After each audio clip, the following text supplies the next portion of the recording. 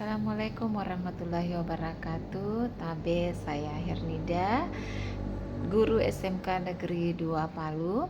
Kali ini saya akan bercerita praktik baik saya selama saya mengajar di kelas 10 MPLB.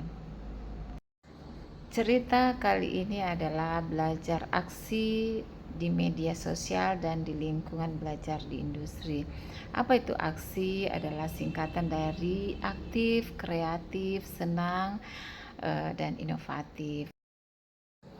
Ada beberapa hal yang melatar belakangi mengapa saya memilih aksi sebagai pembelajaran kali ini. Yang pertama adalah karena adanya nilai rapor daripada SMK Negeri 2 Palu masih terdapat 59%,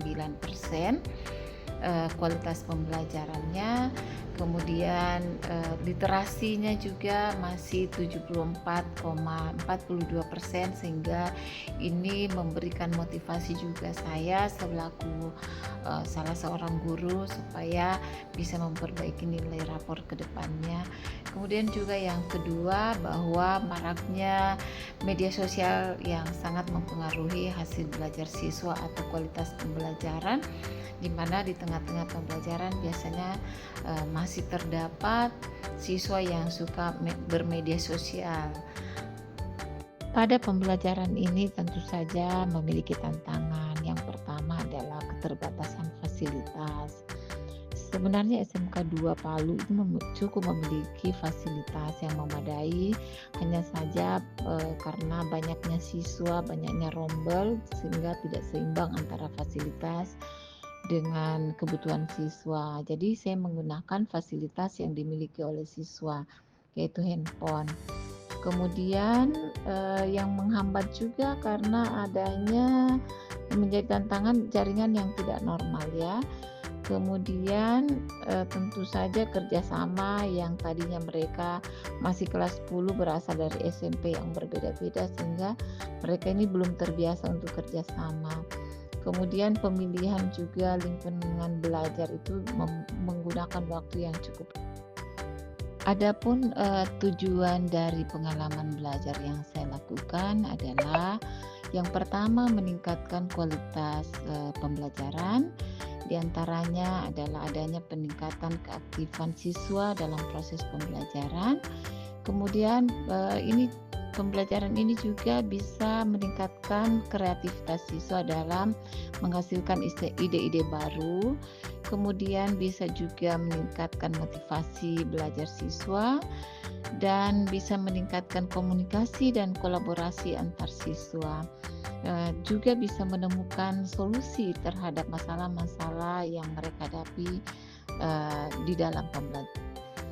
Nah, bagaimana aksi atau bagaimana strategi dari pembelajaran aksi ini adalah yang pertama tentu saja kita akan melakukan beberapa langkah-langkah ya.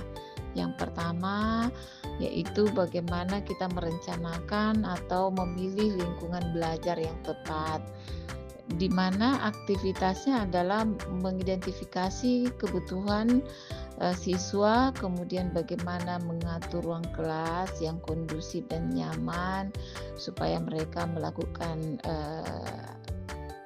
pembelajaran dengan nyaman, menggunakan teknologi tentunya, aplikasi-aplikasi yang digunakan oleh anak tentunya ini akan dipersiapkan oleh siswa, difasilitasi oleh guru. Kemudian langkah yang kedua, guru menayangkan video konsep tentang manajemen perkantoran dan layanan bisnis. Tentu saja ini karena kami kekurangan infokus, banyaknya ruang belajar yang digunakan sehingga kami berganti-gantian, sehingga tidak memungkinkan untuk dipakai, jadi sehingga penampilannya ditampilkan di WA Group. Kemudian siswa membuat resume atau yang biasa kita kenal juga seperti rangkuman, tetapi yang inti-intinya dengan menggabungkan bahan bacaan dari buku, internet, dan tayangan video yang sudah diberikan. Kemudian langkah selanjutnya adalah membuat konten ya. Langkah ketiga membuat konten, di mana siswa dibagi beberapa kelompok. Jadi mereka bisa berbagi dalam kelompok itu, ada yang membuat skenarionya, membuat ide-idenya, kemudian ada yang membuat videonya, maksudnya yang merekam, ada yang mengedit. Nah, mereka itu berbagi di sana. Kemudian mereka memilih atau siswa memilih tutor sebaya dari jurusan, kebetulan di sekolah kami ada jurusan maksudnya desain komunikasi visual yang biasa kita kenal dengan DKV, atau juga mereka bisa memilih teman yang bisa membantu mereka yang mengetahui tentang bagaimana teknik-teknik membuat konten yang sudah biasa. Biasanya mereka memilih kakak kelas atau ada teman sekelas yang sudah mahir dalam dunia konten. Selanjutnya adalah publikasi daripada konten mereka. Yang pertama, siswa bisa memilih media sosial untuk mempublikasi konten yang telah mereka buat. Mereka sudah melakukan ini. Mereka ada yang memilih YouTube, ada yang mereka memilih TikTok, ada yang memilih Instagram. Nah, tentu saja langkah selanjutnya adalah bagaimana mengevaluasi daripada kegiatan belajar ini dan memberikan umpan balik. Nah, seperti apa yang dilakukan adalah siswa bercerita tentang pengalaman mereka terhadap pembuatan konten. Mereka ada yang ada yang pengalaman baru, ada juga yang menyatakan bahwa mereka pada awalnya gugup di depan kamera dan lain sebagainya, itu mereka cerita. Kemudian juga tentu saja guru memberikan reward ya, penghargaan. Dalam hal ini memberikan pujian, memberikan masukan dan memberikan respon positif lah kepada. Nah, hasil dan dampak daripada pembelajaran ini yang didasari dengan langkah-langkah yang sudah saya buat, kemudian hasilnya saya bisa merasakan bahwa ada peningkatan kreativitas siswa dan keaktifan siswa, juga mereka lebih banyak memberikan ide-ide baru pada siswa, maksudnya dari siswa. Kemudian yang kedua adalah keterampilan mereka semakin meningkat dalam penggunaan teknologi. Kemudian yang selanjutnya pengembangan keterampilan berpikir kritis dan analisis siswa itu semakin meningkat.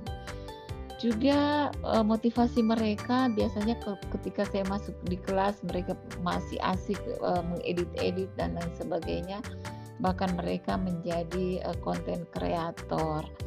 Nah, ini juga menunjukkan bahwa ada keterkaitan dengan pembelajaran mendalam yang kita kenal selama ini, adalah bagaimana anak-anak bisa bermakna dalam pembelajarannya. Mereka bisa bergembira, mereka merasakan begitu banyak manfaatnya ketika mereka bermedia sosial dengan mengedukasi daripada pembelajaran yang mereka dapat di kelas. Jadi mereka juga bisa merasakan langsung bagaimana belajar di lingkungan yang berbeda. Biasanya mereka di dalam kelas, ini ada yang membuat konten di kantin, ada yang membuat konten di lingkungan sekolah, ada yang membuat konten di jurusan yang lain.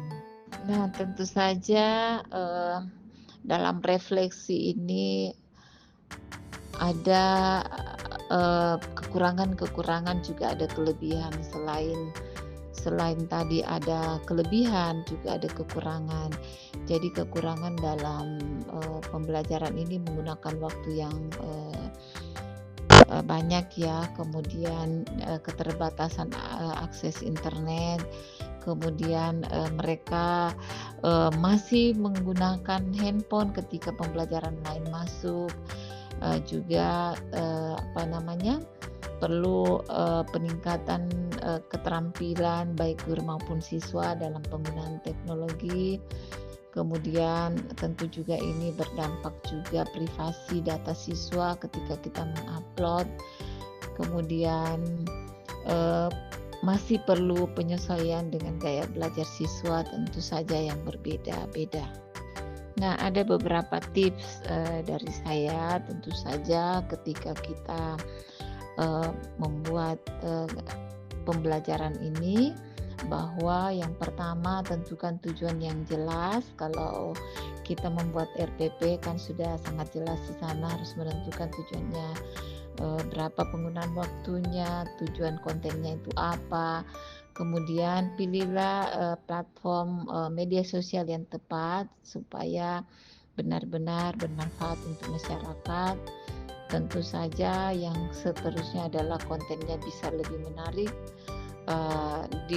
Ini kan karena sasarannya adalah siswa, maka mungkin lebih menarik sesuai dengan selera siswa. Kemudian tentu guru juga harus memantau dan mengevaluasi proses pembelajaran dan bagaimana membuat lingkungan belajar yang kondusif dan nyaman. Kemudian kita perlu juga memilih mitra industri yang sesuai dengan kompetensi keahlian siswa.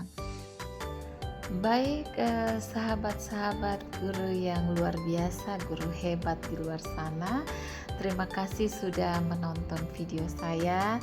Semoga video ini bisa bermanfaat untuk kita semuanya. Mohon maaf atas segala kekurangan. Tabe saya undur diri.